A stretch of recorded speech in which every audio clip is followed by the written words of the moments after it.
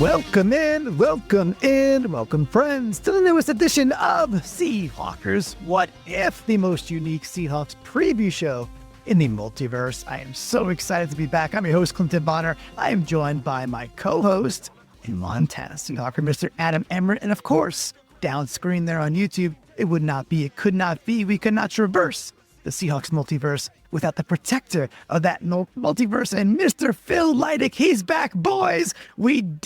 I'm getting on a plane in a couple of days. We got a game to preview against the stupid 49ers. Adam, how you doing, buddy? Hey, man, I'm doing great because the season's here. I know you're as fired up as I am, Phil, and I am looking forward to coming on What If with you guys and maybe joining you a bit more this year.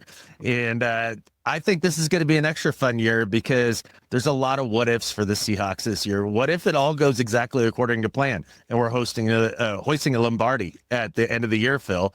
That's what I'd throw your way at first. Is that happening? Because I feel like it's happening. Let's just put it out there. I guess there's one scenario in the future where we did go all the way, and I guess a whole lot of things have to go right. But what's wrong with having some things go right? It's my birthday month. Can I wish for that? Can I wish that everything goes right, which leads to the scenario where we play some lousy AFC team in the Super Bowl and we walk out with a very surprising but glorious Lombardi trophy? Why not? Why not? Yes, love it. So, and folks, stick around because we're giving our wishes out now. But if you've never been part of the Seahawkers What If, we go to our Discord later and we get the wishes from the wishing well, which happens in our Seahawkers podcast Discord. So we get to hear the voices from the flock to say, what are they hoping and wishing for? So we got a lot to stick around for. Phil, I'm going to bring this up if you want to tease today's theme and take us away, and we get ready for our first preview of the regular season. Let's do it, dude. Let's do it. You see down there the box previously with the protector. Normally that's where we start, and we will going forward after this week, but there's not a big point in looking back at last week's joke show of preseason games when most of the players playing for the Niners or the Seahawks are not even on the roster at this point. So we won't bother anybody with that, nor is there a lot of good in looking back to last season because both teams are quite different, especially on our offense, their defense. There's a lot of differences. So instead of comparing most recent games, we're just going to jump right in with the what ifs for this week. And the theme this time, surprising with all the matchups we've done on What If between the Niners and the Seahawks, we've never done this one. Just going with a bit of a tech war when you think about the Bay Area versus King County, all the amazing technology that the world has been blessed by or troubled by or cursed by these two regions. You can't help but think they are constantly competing, learning from one another, challenging each other between Silicon Valley, King County. So what if we have a tech war? There is some technology involved in our game. They've added technology this year. That's not where I'm going, but we're going to take some tech ideas for our categories. Of course, this is Adam's first time ever on What If. Well, how we do this is the hosts take turns selecting we call them a category, but really they're kind of hint of a clue of what question we'll be looking at. So things to do with tech war. We have the 49er. I got this off the internet, so that's how I got this category. 49ers. Clinton spoke of our Discord. We're going to get to some of their wonderful answers at the end of the show. But in Discord, I saw how they spelled it, 49ers. That's 404 error code. I even ran into this today trying to get on the show, something not found, and there's you can't find it, so that's there. Ringtones, technology gave us those. Tablet, Tails, chess.com, and then online. There's many other tech things we could have done. Adam's name comes first in the alphabet before Clinton. So Adam gets to make our first selection in this tech war. What if we talk Seahawks Niners? Adam, where are we going? Well, the 49ers infuriate me as a whole, and 404 error code infuriates me. So let's go to 404 error code. Lots of infuriating for Adam this year, I got the feeling. Adam, where do the Hawks most need to avoid errors in this matchup Sunday? What if you share the most important errors we must avoid to get this season started off right? Well, I want to see the 49ers offense get a 404 error not found, and that is they can't find the edge of the defense when they are trying to run the football. So for me, with this Shanahan offense, this similar offense that we'll be running, if the defensive ends can really set the edge, with, Tank Lawrence and whether it's Mafe Hall, whoever they Nwosu on the other side at any given point, if they can set the edge and funnel everything back inside to all of the big beefy boys on the inside there, and Ernest Jones flowing downhill along with Tyrese Knight, which I'm going to assume he's going to play. I don't know. But hard telling, not knowing. But with that said, if they can do that, then all of a sudden this offense becomes a lot more solvable. Okay. So first error to miss is not setting the edge. We got to set the edge, according to Adam. Is that correct? Is that what you're saying? Yeah, that's exactly it.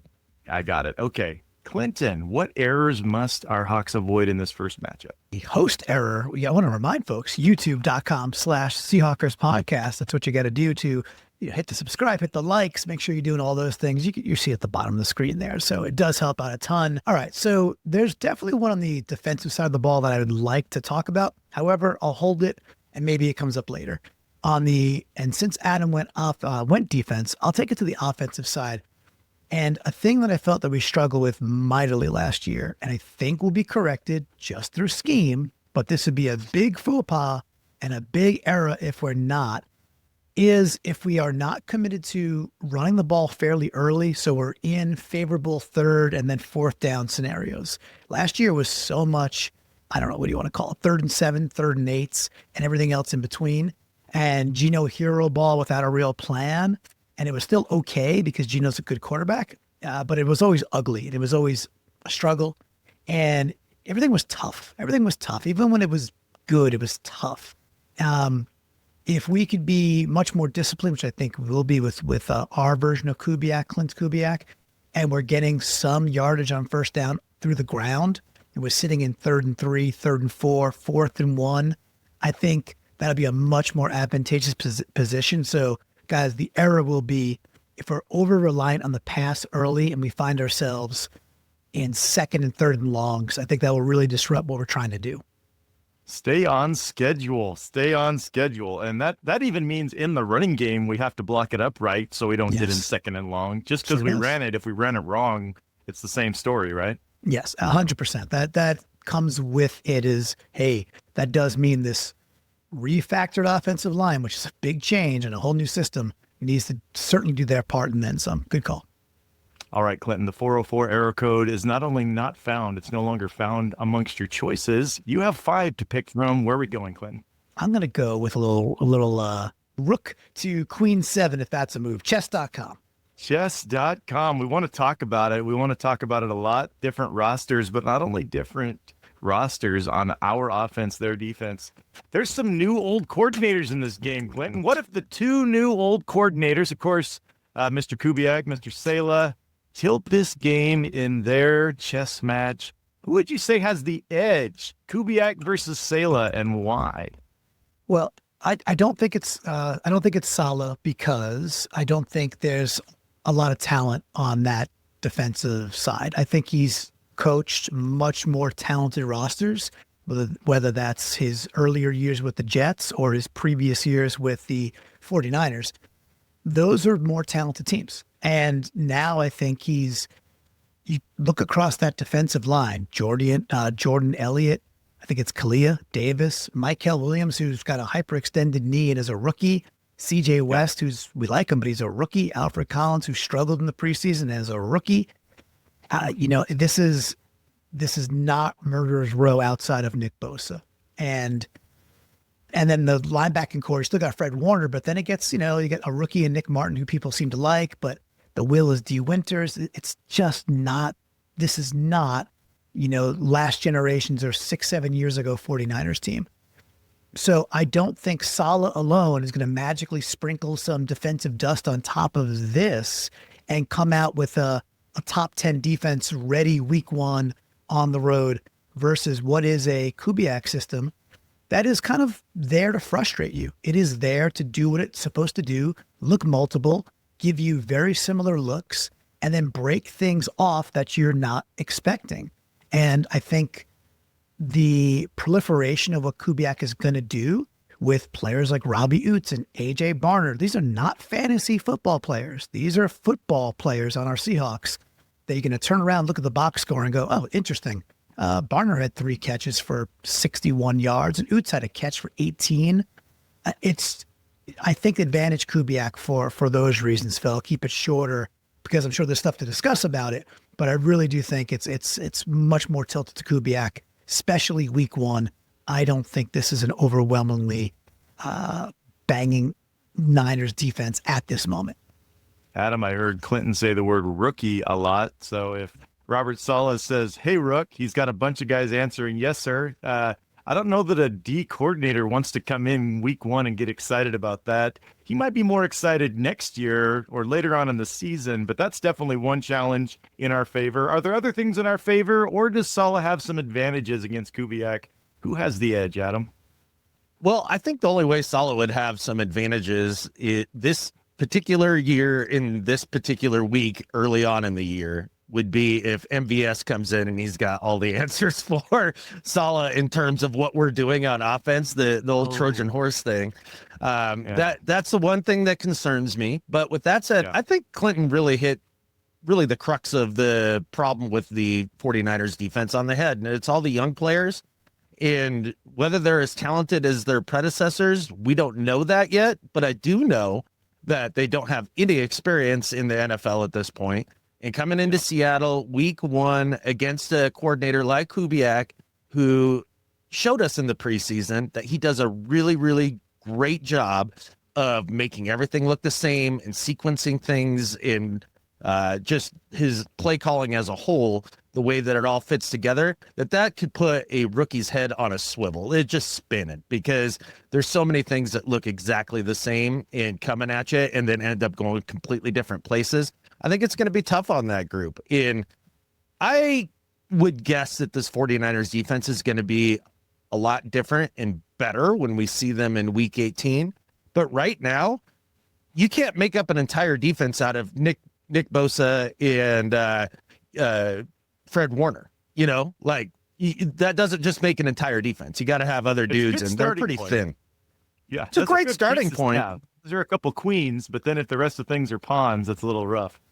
Right. And I don't know where they're going to get the pass rush outside of Bosa. And if that's the case, then Kubiak can do a lot with keeping the tight ends in and chipping on Bosa and helping out whatever side he's on and really limit his effectiveness. And then what do you got? You got Fred Warner running around trying to cover everything else. It's going to be a tough day for them. So I like Kubiak's advantage that he has in this game, just based on the lack of experience of the roster. Yeah, and Phil, I love that point you made there to bring it back to chess.com with the queens versus the pawns. It's a killer edge and maybe the best linebacker in the sport still with Warner, right? So they are great pieces. And just juxtaposing that versus Seattle's offense, it is a bunch of, okay, this guy's more of a bishop, this guy's more of a knight, this guy's more of a rook. Okay, we got a couple of pawns ourselves, but you need those as well. Just, I think, much more talent infused throughout our offense that Kubiak will know how to deploy. And we're counting on it, right? We saw it in the preseason. We're counting on it, certainly. And I think there's plenty of reason to believe that is what we're going to see. Yeah, good. Adam gets to go next. 4 choices left, 49 IRs, ringtone, tablet, tails, or online. Adam. Let's go for the ringtones. The ringtones. Okay. So, like I like to do, I stretch things a little bit. Adam, what if you share the key to setting the tone in the run game this Sunday? Yes, both sides of the ball. What's the key for us setting the tone? It matters at both ends. Go ahead, Adam.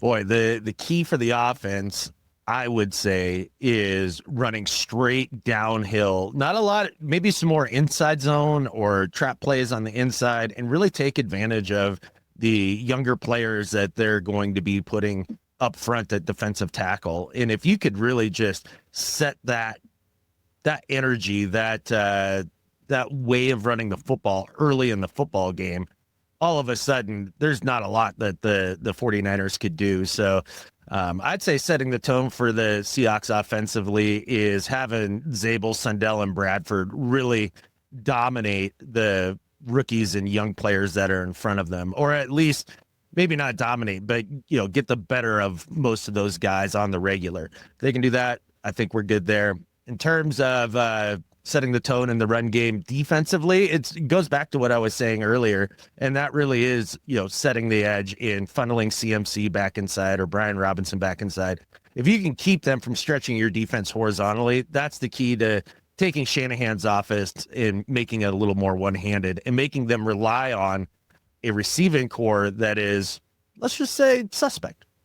Yeah, in my mind, flashing back as you said that, Kyle always gets a good running game going. But when I think about CMC particular, I just can't remember any terrifying runs from him where he really kept getting us up the gut. Like maybe it happened, but in my memory, like I wish I had stats to back this up, but in my memory, I just don't remember that being how CMC has killed us.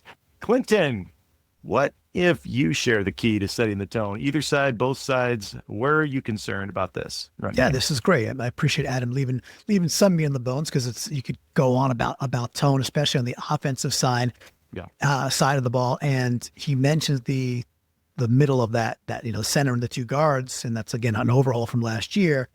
But you can't spell tone without OUZTS, guys. This is the Robbie Oots debut in the NFL.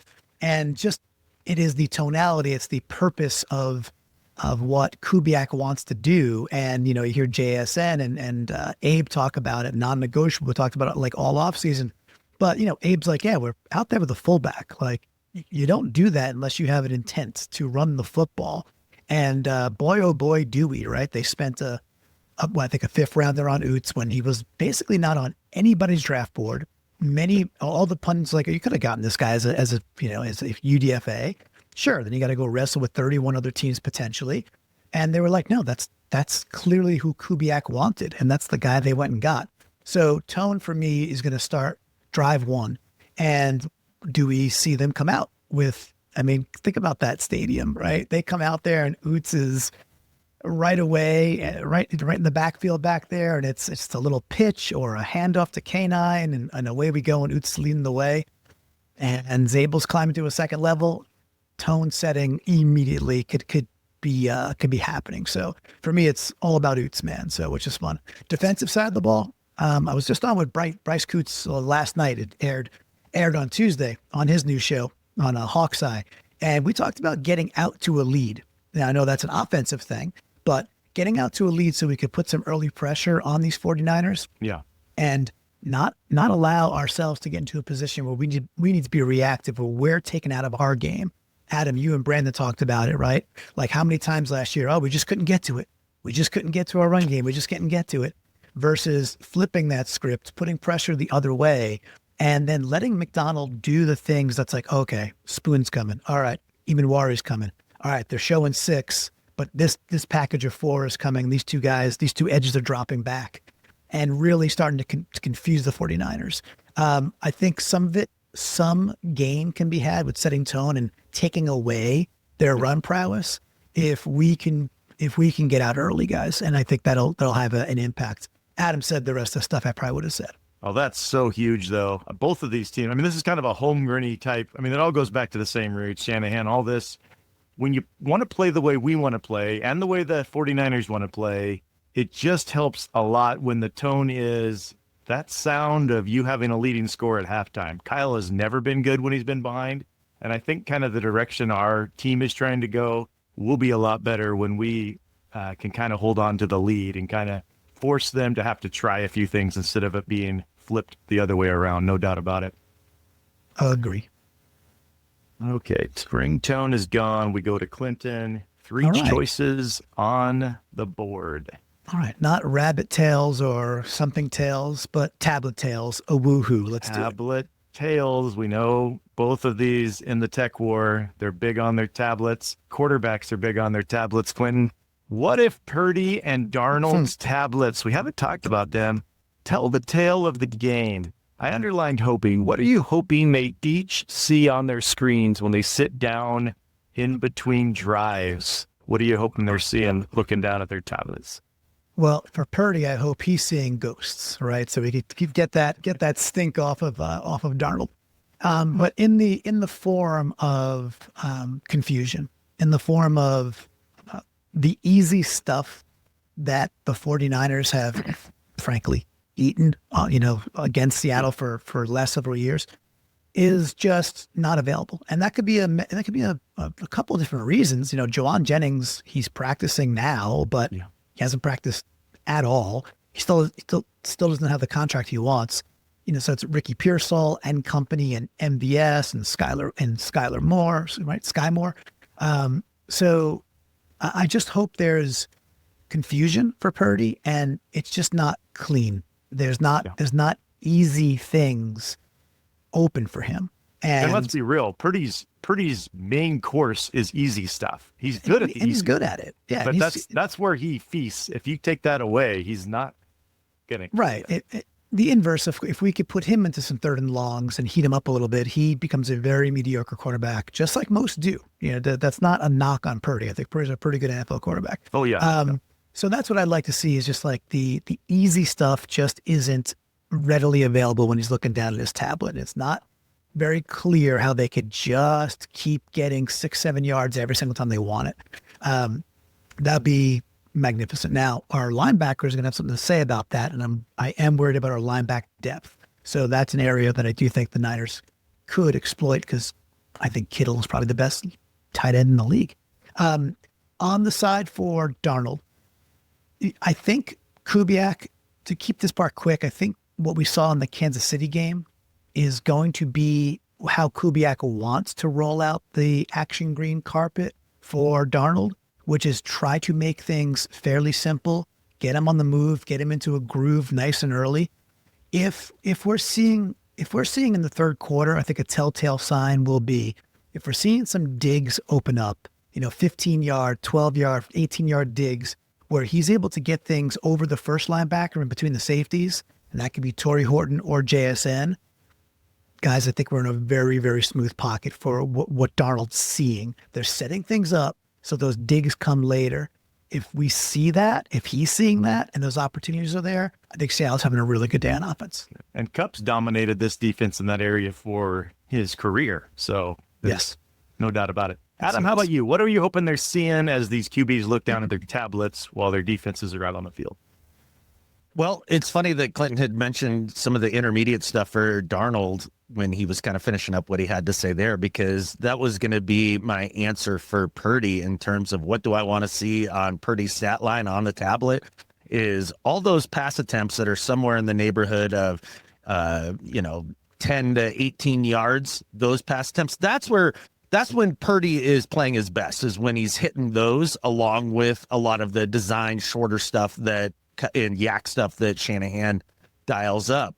So if you can take that part away along with containing the run on the outside, now all of a sudden you're playing in a very condensed field with limited athletes at the receiver position, and you're relying on CMC and Kittle basically as your two main weapons at that point. Because I'm not sure that Jawan Jennings is going to play this game. That'd be a pretty quick turnaround from having a really bad, what was it, a back or an ankle or whatever it was. Like I thought he had a hurt contract. That's what I heard. They didn't really re-up that. So we'll see how that goes. Yeah. But containing Purdy in the intermediate game, because he's not going to beat you deep on the regular. That's not Brock Purdy's game. He doesn't have a howitzer of an arm. He's got a very mediocre arm. It's not a bad arm, but it's a very...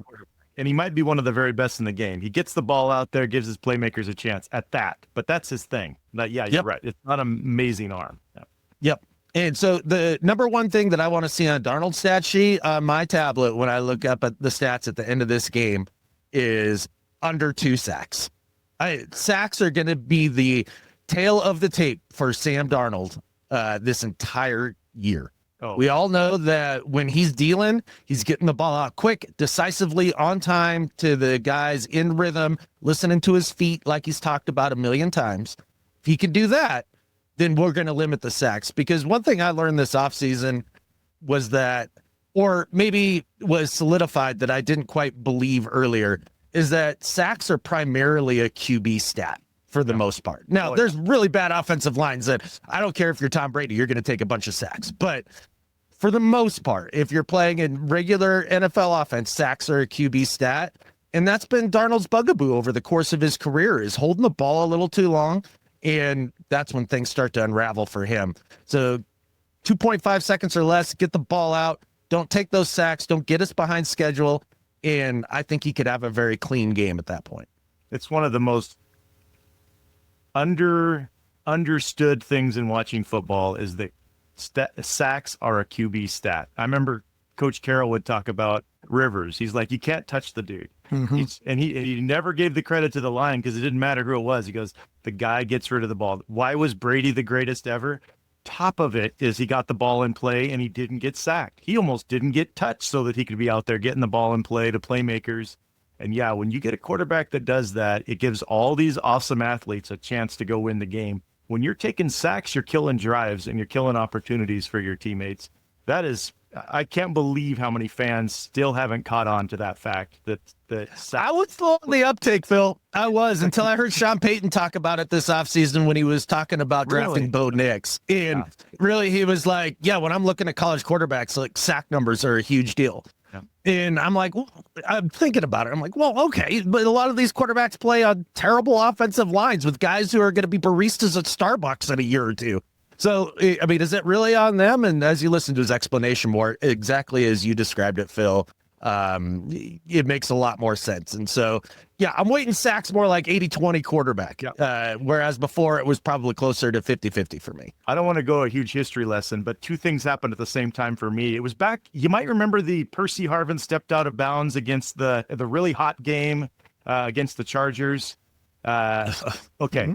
Yeah. Coach Carroll afterward, he was going on and on about Rivers and how you can't touch him. It was just recently that John P. Gilbert from Field Goals had done this whole write-up with all these stats and proving that most of the sacks that we were having were Russell Wilson's fault and showing it with other quarterbacks. And people were just infuriated by him.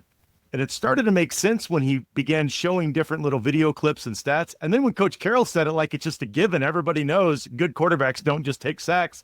I was like, okay, so some smart people have seen some things. And I started watching for it. And there's no doubt that is such I don't want to talk about this forever. Kurt Warner, man, what a guy. He knew who was going to be open by the time the ball hit his hands in, by the time he looked up, and he's already getting rid of the ball. That's how your offense scores. Love it. Yep. Okay, I got to keep moving. I know we got places to go. Tablet tales. There's a lot of history tales. Two choices left. Adam, you get to pick between the final two here. Oh, give me the 49 IRs. I'm into it. The IRs. Let's see it. Yeah. We got to talk about this just a little bit. What if the Hawks capitalize on this health delta? We're a lot healthier than they are. Where do you see injuries having the largest impact this week, Adam?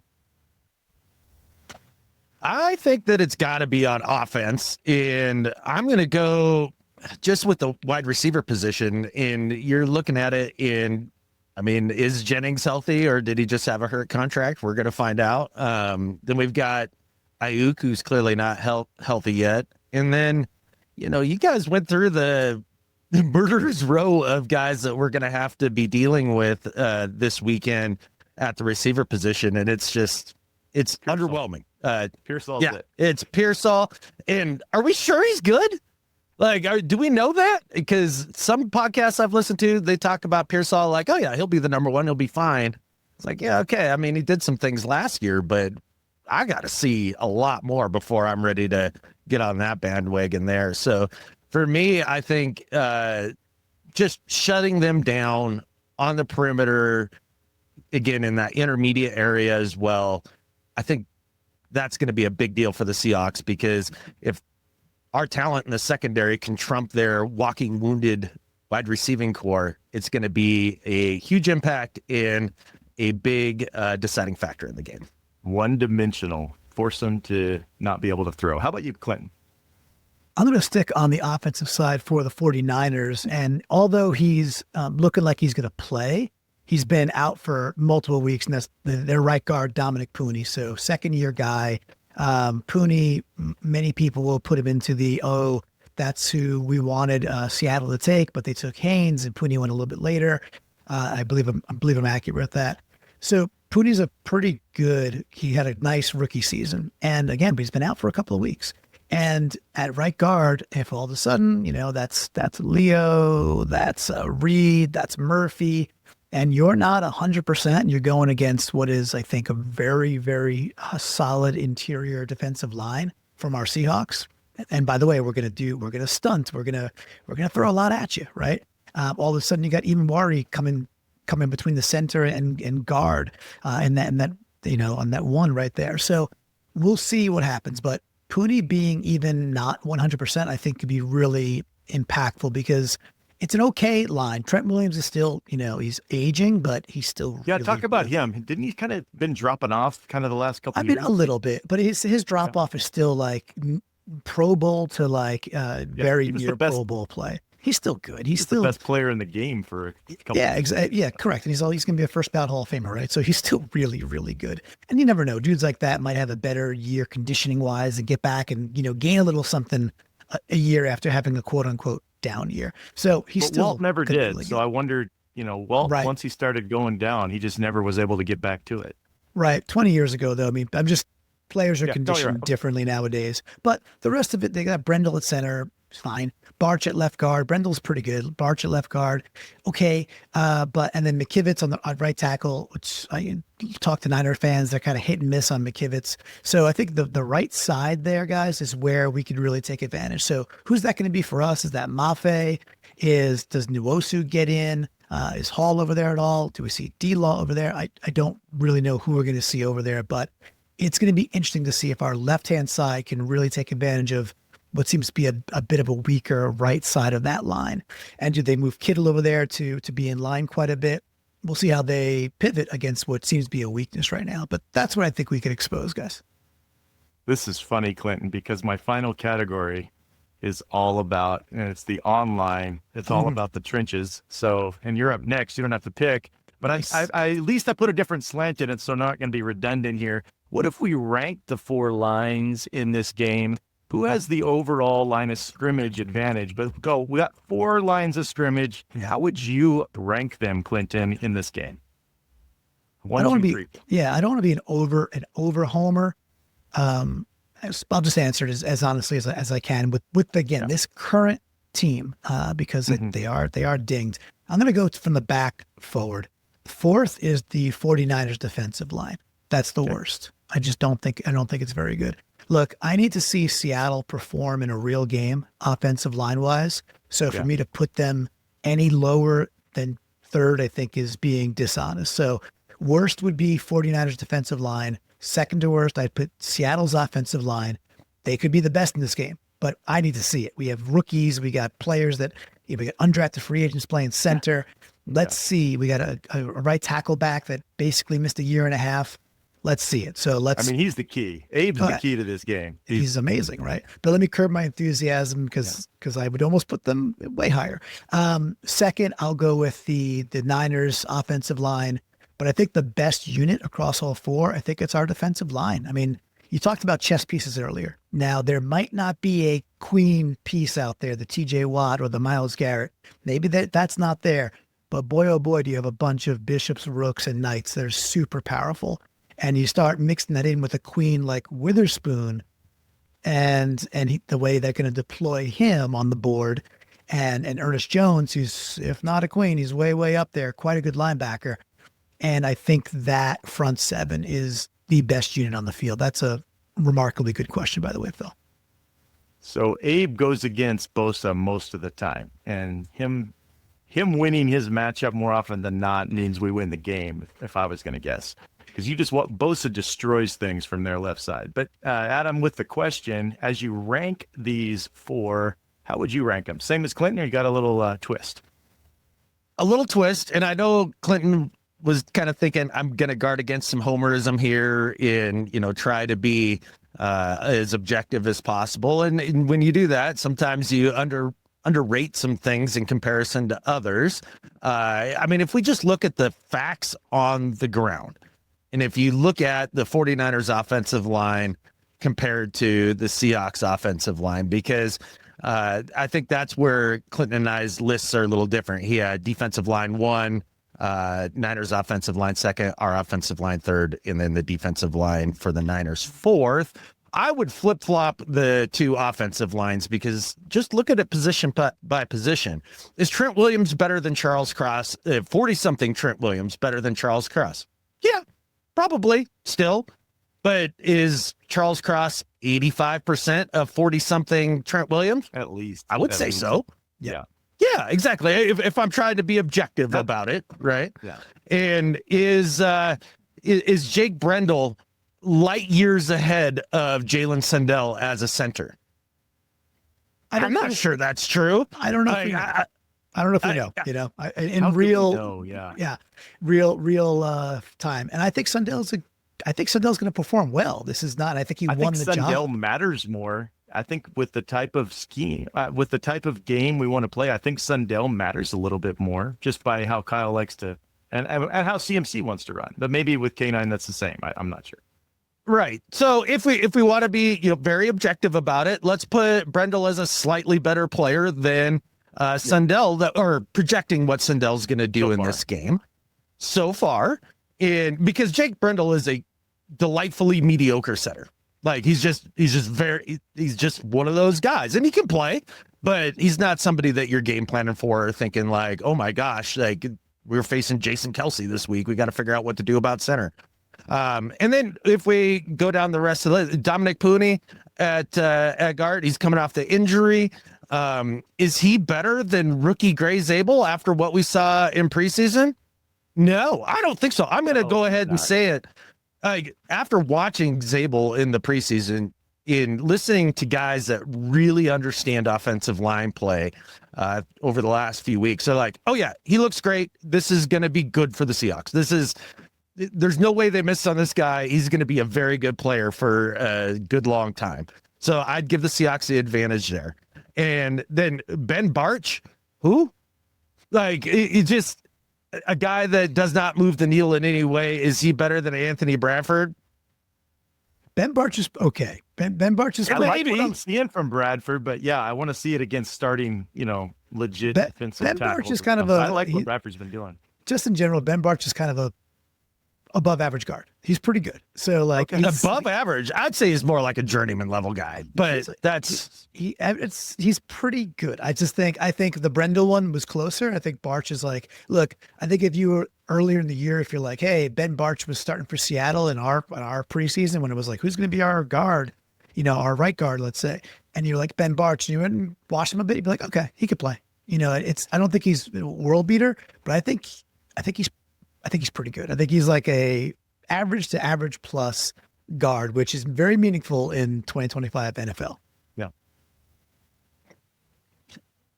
I'd say he's average to like just a dude to me. That's the level of player that I see Ben Bartch. I think that's something that Bradford could easily obtain in an offense that's designed to help offensive linemen. Sure. But here's the big thing. When you're looking at McKivitz versus Abe Lucas, that delta is massive. Abe Lucas is so much better than Colton McKivitz. It's not even funny.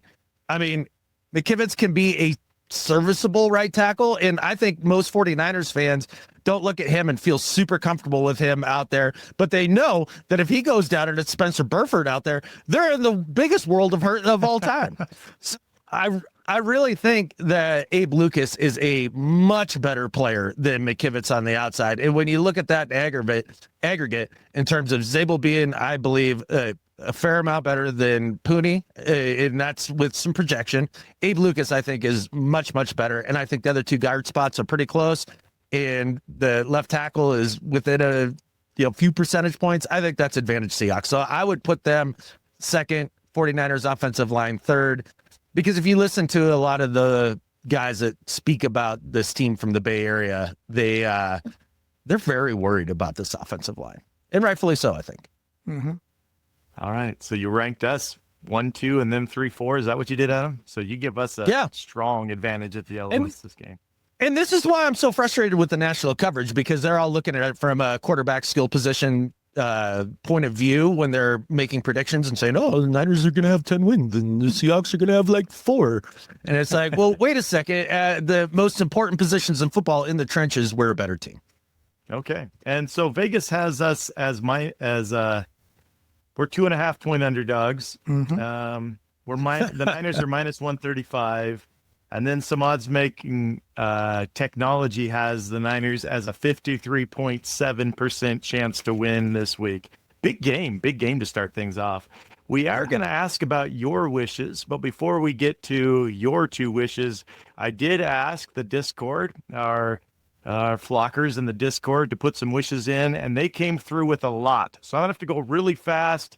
Pin one if there's one you want to comment on, but I'm going to have to read these pretty quick here, guys. Car got one in within seconds. K9 starts the season off strong with a 100-plus yard rushing game. She wishes for that often, everybody, as you know. Josh, the time of possession that we would win that, and Sam Darnold getting 2 touchdowns. Okay, and then Rick wanted to add one to Car's 100-yard rushing for K9. He wants K9 also to get 2 touchdowns. Lloyd Zilla, wish we have a run-pass ration of over 40% run. Oh, so ratio. Yeah, so he would like us to run for over 40%. Living the good life. A tall glass of Niners tears to start off the season right. Yeah, just a bunch of Niner fans whining. That's always a joy on a Monday.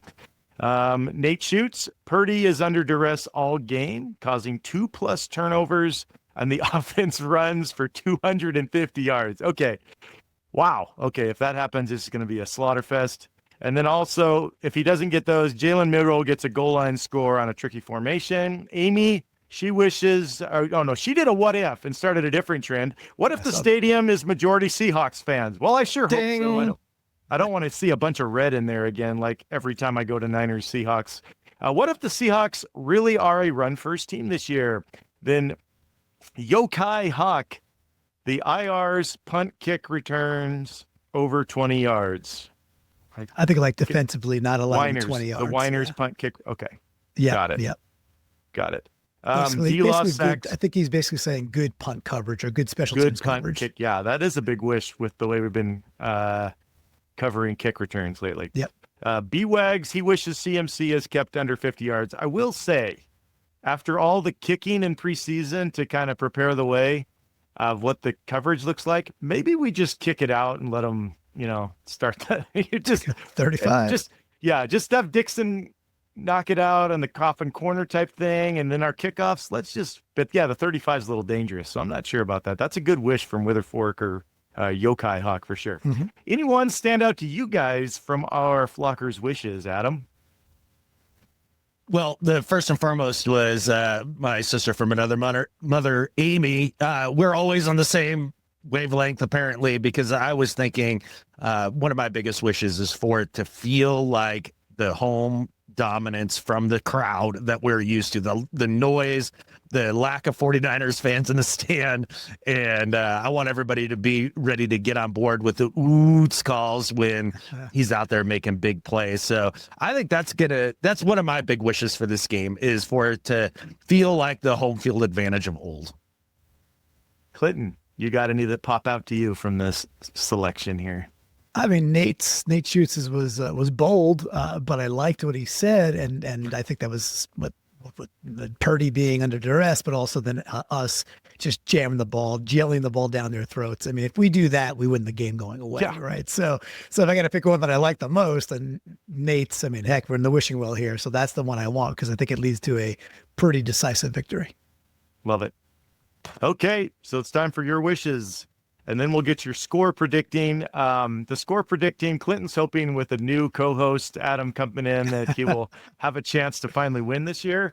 Last year, it just seemed like Brandon wanted to rub it in. It was like 12-5 on the score predicting.